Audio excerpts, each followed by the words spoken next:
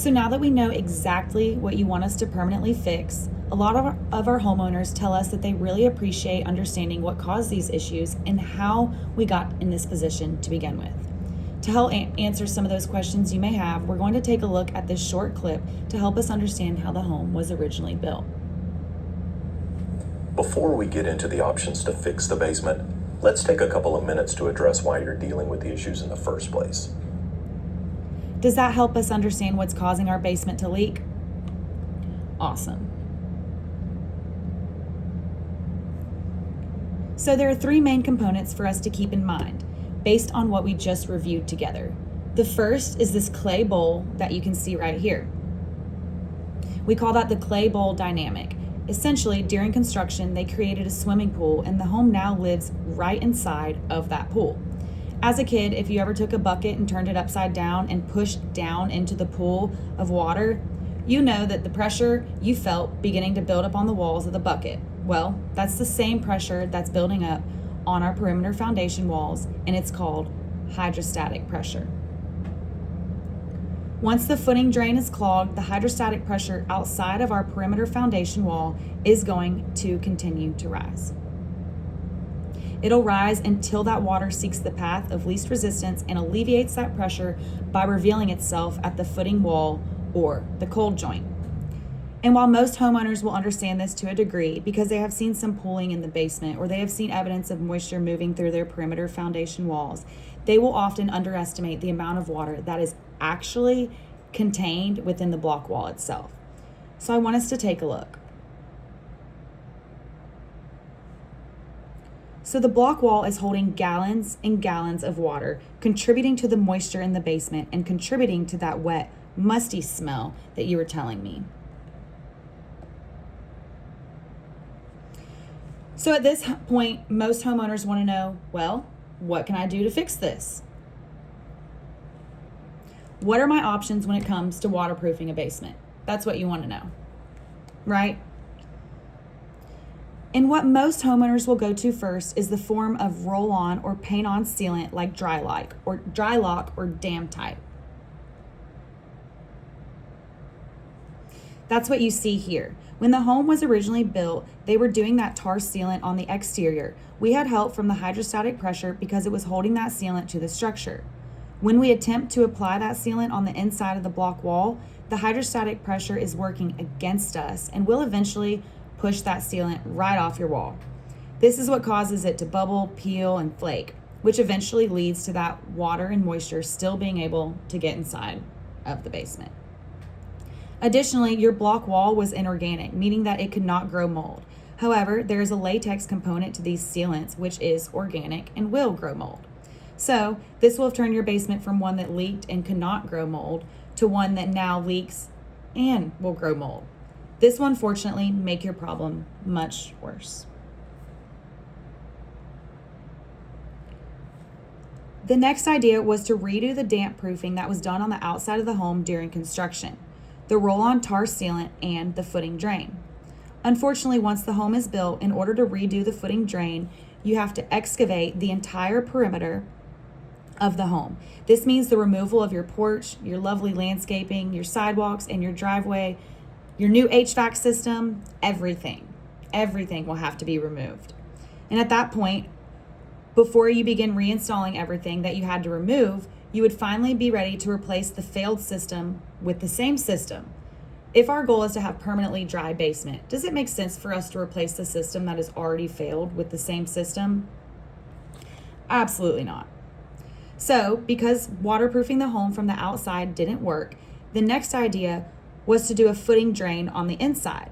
In order to do this, they remove a 2-foot section of the slab around the entire perimeter inside the basement, and they install the same footing drain just inside the footing as opposed to just outside the footing. Because it still rests down in the dirt like the exterior footing drain, it's still going to get clogged with that silt, sediment, and mud. Unfortunately, this means that we will continue to have a wet basement. And out of desperation, this is the last attempt that many homeowners have tried over the years. Something called a baseboard drain. The idea with this is that you have a plastic element glued to the foundation walls, which is supposed to contain the water as it is coming through the cove joint. The idea is that as the water leveled behind the plastic covering rises, it'll self-level to a sump pump. Due to the design of the baseboard drain, you will always have water behind the plastic covering, which means we are still going to get that musty, wet basement smell. Additionally, what do we know about water and glue? Correct. Over time, that water will cause the glue to fail. The baseboard drain will wind up becoming pulled off of the perimeter foundation wall, and there you are, back with the wet basement. Knowing what you know now, would you consider any of these repairs options for your home? Right. No one that wants a permanent solution would even consider.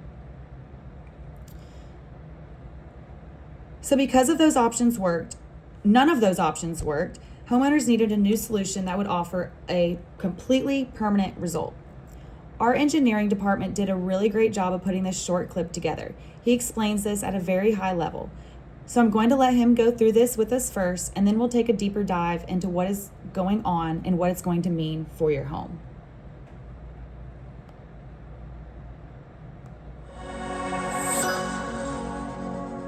Living with Pretty cool, right? So one thing I like to call attention to is the flange that he just mentioned. As any moisture moves through our porous block wall, it's now going to be directed in behind the flange and into the drainage system. In terms of order of operations, the first step is to remove a 6 to 8 inch section of slab around the entire perimeter of the basement. So this is exactly what it would look like here. Now we'll drill weep holes to actually drain the water that's currently sitting inside of your home. After that, a gravel aggregate is laid and the AquaStop basement gutter system is installed on top of the aggregate. Next, membrane is applied above the basement gutter system and the aggregate to prevent moisture from being able to wick through the new concrete and up into your basement. So now our AquaStop basement gutter system becomes the new lowest point surrounding our basement slab, so that as the hydrostatic pressure builds up, before it can intrude the cold joint, it's actually captured by our AquaStop basement gutter system and drained to our sealed sump pump. In fact, evacuating that captured water is one of the most important steps to waterproofing a basement. So once again, I'm going to have our engineering department speak to exactly how it's done.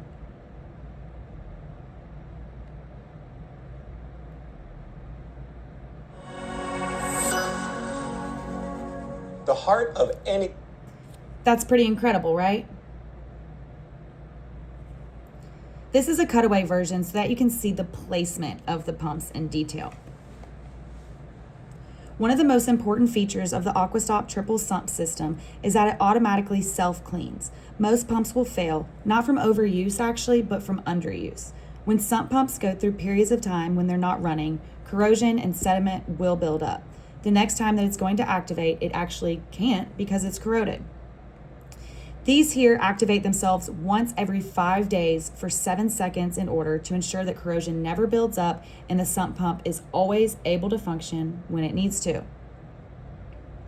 Unfortunately, the same conditions which make us most likely to lose power are the same conditions which make us most likely to experience a flooded basement. Very heavy rain, right? Well, thanks to the benefit of the battery backup, even if we lose power, nothing is going to allow our basement to flood. Now that captured water is going to be evacuated up and out through the perimeter foundation wall. It's going to go straight down at a 90-degree angle and become buried into the ground. Next, it'll move 10 to 20 feet away from the home through a buried discharge line, where at 90 degrees back up to a pop-up or yard well, as you can see here. Once we're finished, we're going to backfill over the top of that buried discharge line so that the only thing you will be able to see is that pop-up or yard well. Pop-up or yard well, the idea behind both is the exact same. They prevent animals, insects, and debris from being able to clog your system. Additionally, the emitter will be placed low enough in the soil so as to ensure that it cannot be hit by the lawnmower or it won't be tripped over or while performing any other routine maintenance in your yard. So you won't have to worry about that. From the exterior of your home, this is the only thing that you will be able to see in order to know that your home has been permanently protected against groundwater seepage and the damages that come from a flooded basement. What questions do you have for me? That's awesome. I'm glad you understand. So the way that we calculate our material needs for this portion of the project is based on perimeter linear footage inside the basement. In this case, as you can see here on our hand sketch, we had a total of 150 linear feet. So I'll go ahead and add that to our cart. We will need one AquaStop triple pump system, 20 feet of discharge, and the pop-ups. Additionally, anything mechanical that we need is going to need access to power. Our triple pump systems use standard 110 outlets on a dedicated 20 amp breaker. If you need access to electrical resources, I'd be happy to refer a couple vendors who take really good care of our homeowners, and they're known to do really good work. If you have a preferred electrician, then that is perfectly fine as well. So in terms of placement, based on the topography of your lot, it makes the most sense to place it here at the back left corner. How does that work for you? That's awesome.